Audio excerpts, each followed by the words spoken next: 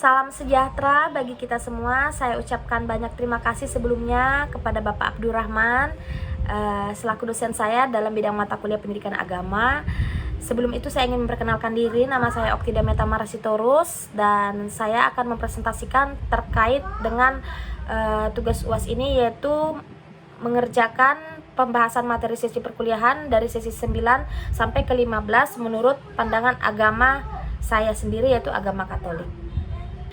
Dan selanjutnya saya akan menjelaskan tentang latar belakangnya. Yang pertama, agama memegang peranan penting dalam kelangsungan hidup masyarakat di Indonesia.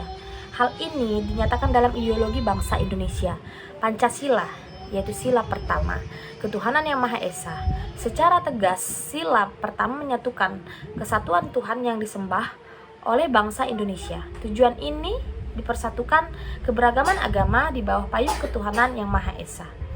Pendidikan agama Katolik memegang peranan sentral dalam membentuk karakter dan pandangan hidup agama umat Kristen dan Katolik. Sebagai bagian integral dari proses pembelajaran, pendidikan agama Katolik ini bertujuan untuk mengenalkan dan mendalami peran ajaran-ajaran agama Katolik sebagai landasan moral dan spiritual bagi individu.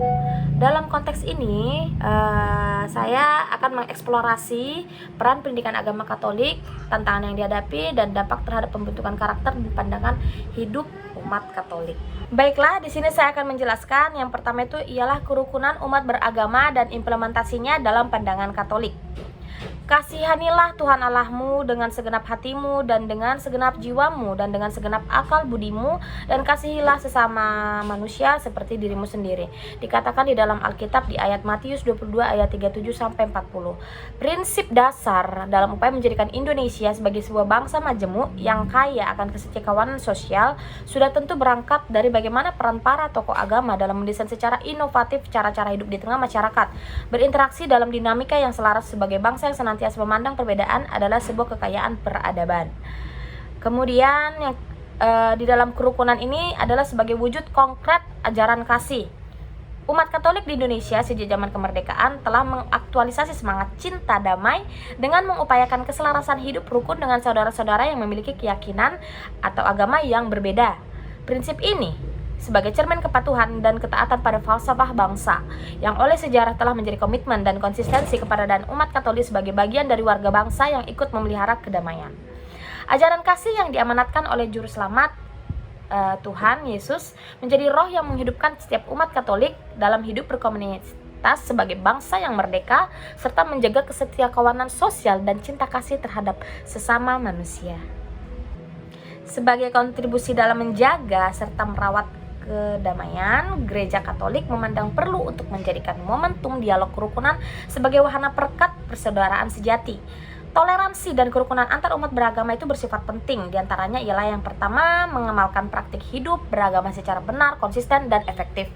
Kemudian menggapai tujuan mulia dari agama, yaitu keselamatan, kebahagiaan di dunia dan akhirat yang dapat dicapai dengan melalui cinta kasih, yang adalah intimitas relasi antara manusia dengan Allah dalam intimitas relasi antara manusia dengan manusia. Kemudian mewujudkan kebutuhan hidup yang hakiki dan cita setiap insan manusia, yaitu damai sejahtera lahir dan batin dalam dunia yang harmonis, rukun, dan damai. Kemudian yang kedua ialah kemandirian dan kesalehan sosial dalam masyarakat. Kesalehan sosial menjadi topik yang mengemuka, di mana individu sebagai pemeluk agama tidak saja dilihat dari kedisiplinannya melaksanakan ritual penyembahan dan ketaatan, namun juga dari kebaikan dan manfaatnya kepada lingkungan sosial dan alam. Dalam ranah kebijakan publik, nilai ajaran agama diharapkan dapat memberi kontribusi terhadap peningkatan kapasitas ruang, tidak hanya sebatas pengetahuan dan spiritualitas, tetapi juga dengan harapan dapat memberi kontribusi terhadap perbaikan kualitas kehidupan beragama. Kemudian kesalahan sosial ini merupakan sebuah konsep berkehidupan yang saat ini tengah digalakkan oleh Kementerian Agama dalam mensosialisasikan moderasi beragama. Pentingnya menjadi pribadi yang saleh bukan saja dalam konteks penghayatan ajaran agama, namun juga untuk mendorong perilaku dan kepeduliannya terhadap nilai-nilai yang bersifat universal dan sosial. Bentuk-bentuk kesalehan sosial dapat berupa tolong-menolong, saling menghargai, tenggang rasa, berempati, memperhatikan situasi dengan sosial dan masyarakat sekitarnya. Kesalahan sosial membangun jembatan interaksi yang lebih baik terhadap umat antar beragama, bahkan dalam masyarakat yang beragam. Yang ketiga ialah menjelaskan tentang konsep kewajiban dan hikmah bekerja dalam diri masyarakat dalam pandangan Katolik. Dalam pandangan agama Katolik, konsep kewajiban dan hikmah dalam diri masyarakat memiliki makna yang mendalam. Kewajiban dalam agama Katolik mengacu pada tanggung jawab moral dan sosial yang dimiliki setiap individu terhadap sesama dan Tuhan.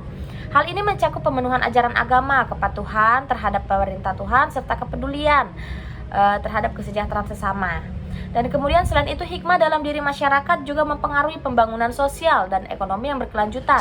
Masyarakat yang memiliki hikmah akan lebih peduli terhadap keadilan sosial, pemerataan kesempatan, dan perlindungan terhadap yang lemah. Mereka akan bekerja sama untuk menciptakan lingkungan yang adil, sejahtera, dan harmonis bagi semua anggotanya.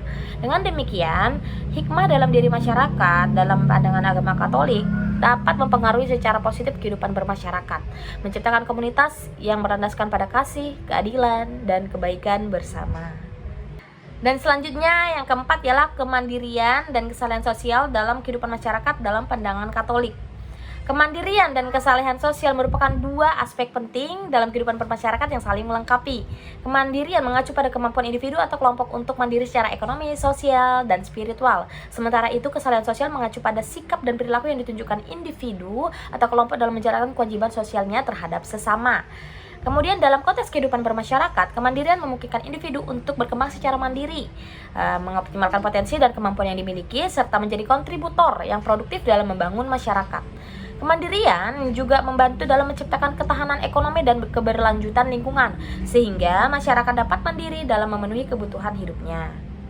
Yang kelima ialah kesalahan sosial dalam masyarakat. Kesalahan sosial merupakan sikap yang dimiliki oleh seseorang yang memiliki perilaku yang sangat peduli dan peka terhadap sekelilingnya dan lingkungannya, serta orang-orang terdekatnya. Mereka juga sangat peduli tentang nilai-nilai kehidupan dan menerapkannya dalam kehidupan sehari-hari. Mereka memiliki jiwa sosial yang tinggi dengan tidak segan untuk membantu dan menolong sesamanya. Mereka juga memandang bahwa sesama itu ialah untuk membantu dan menolong sesamanya. Mereka juga memandang bahwa sesama itu ialah saudaranya juga, sesuai dengan kata Alkitab yang menyatakan bahwa kita semua adalah serupa atau secitra dengan Allah atau Tuhan, dan kedudukan kita pun sama di hadapannya. Mereka mampu berpikir dengan perspektif lain, mereka juga mampu berempati serta memiliki kepedulian sosial yang tinggi.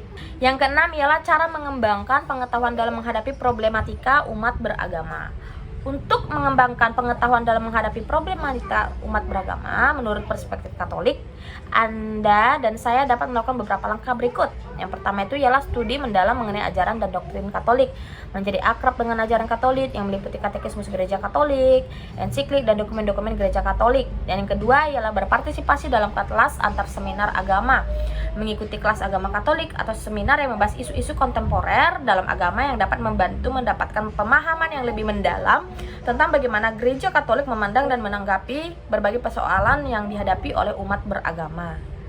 Kemudian yang ketiga ialah diskusi ini dan berbagi pengalaman dengan sesama Katolik, berkomunikasi dan berdiskusi dengan komunitas Katolik ya, dapat membantu kita memperluas wawasan dan perspektif dalam menghadapi problematika umat beragama melalui dialog dan pertukaran gagasan yang dapat dipelajari dari pengalaman dan pemikiran orang lain. Dan yang terakhir adalah membaca literatur dan artikel tentang isu-isu agama. Menjelajahi literatur dan artikel yang membahas isu-isu agama dari sudut pandang Katolik dapat membantu kita memperdalam pemahaman kita tentang berbagai aspek yang berkaitan dengan problematika umat beragama. Dengan mengikuti langkah-langkah tersebut, kita dapat mengembangkan pengetahuan dan pemahaman yang lebih luas dalam menghadapi problematika umat beragama menurut perspektif Katolik. Dan yang terakhir, saya akan menjelaskan tentang cara mengatasi masalah dalam menghadapi problematika umat beragama menurut pandangan Katolik. Dalam pandangan Katolik, mengatasi masalah dalam menghadapi problematika umat beragama memerlukan pendekatan holistik yang didasari oleh iman, kasih, dan kebijaksanaan. Berikut adalah beberapa cara yang dapat dilakukan menurut pandangan agama Katolik. Yang pertama itu ialah doa dan kepercayaan kepada Tuhan. Menurut ajaran Katolik, doa merupakan sarana penting untuk memohon bimbingan, kekuatan, dan keteguhan iman dalam menghadapi masalah. Kepercayaan kepada Tuhan dan kesalehan dalam berdoa dapat memberikan keselamatan, kedamaian, dan kekuatan untuk menghadapi problematika umat beragama. Kemudian yang kedua ialah pembinaan iman dan kebajikan. Penting untuk terus memperkuat iman dan kebajikan dalam diri serta komunitas umat beragama. Dengan memperkuat fondasi iman dan memperhatikan kebajikan, umat Katolik dapat menjadi teladan dalam mengatasi masalah dan memberikan inspirasi bagi orang lain.